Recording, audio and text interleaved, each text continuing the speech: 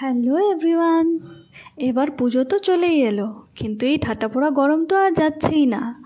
এই গরমে একটু স্বস্তির নিঃশ্বাস নিতে আমরা প্ল্যান করলাম পাহাড় যাওয়ার।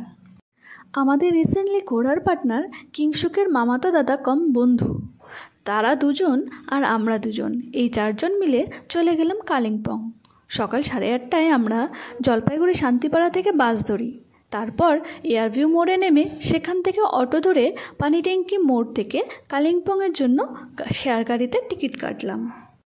তারপর শুনলাম গাড়ি ছাড়তে সময় লাগবে, তাই ওই ফাঁকে আমরা সকালের ব্রেকফাস্টটা সেরে কালিম্পংয়ের গাড়িতে উঠে পড়ি। কালিম্পংয়ে পৌঁছালাম তখন বিকেল 3:30। কালিম্পং বাজার থেকে গাড়ি করে 10 মিনিটের রাস্তা আমাদের হোমস্টে। সেখানে পৌঁছেই দেখি কি সুন্দর ভিউ, হোমস্টেটা ফুলে ভরা, মনে হচ্ছে স্বর্গে চলে এসেছি। অ্যাট ফার্স্ট চেক ইনটা করে নিলাম, তারপর চলে গেলাম রুমে। রুমগুলো খুব সুন্দর, অনেক বড় বড় আর নিট অ্যান্ড ক্লিন।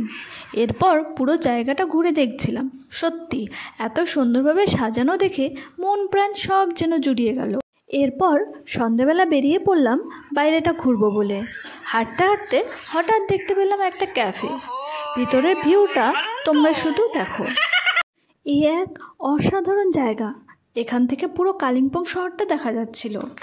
এসেছি যখন কিছু তো ট্রাই করেই যাব, তাই অর্ডার করে দিলাম একটা পেস্ট্রি, চা ও 1 প্লেট মোমো।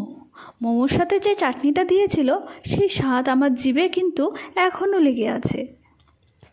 শুধু কিন্তু খেয়েই থামিনি, এত সুন্দর ভিউয়ে ফটো ভিডিও করব না তা কি কখনো হয়?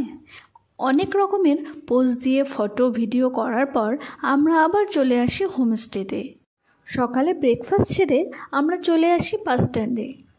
ব্রেকফাস্টে ছিল পরাটা, ছোলা ভাজা, চিড়ের পোলাও, চা আর ছিল 2 রকমের ফল। যাই হোক, বাসটা যেহেতু লাভা হয়ে আসবে আর এই দিকে রাস্তাটাও অনেক ভালো, তাই বাসের টিকিট কেটে আমরা উঠে পড়ি। এই জার্নিটা ছিল খুবই সুন্দর, আর আমরা দুজনেই যেহেতু ঘুরতে ভালোবাসি তাই ঘোরাটাকে খুব এনজয় করি।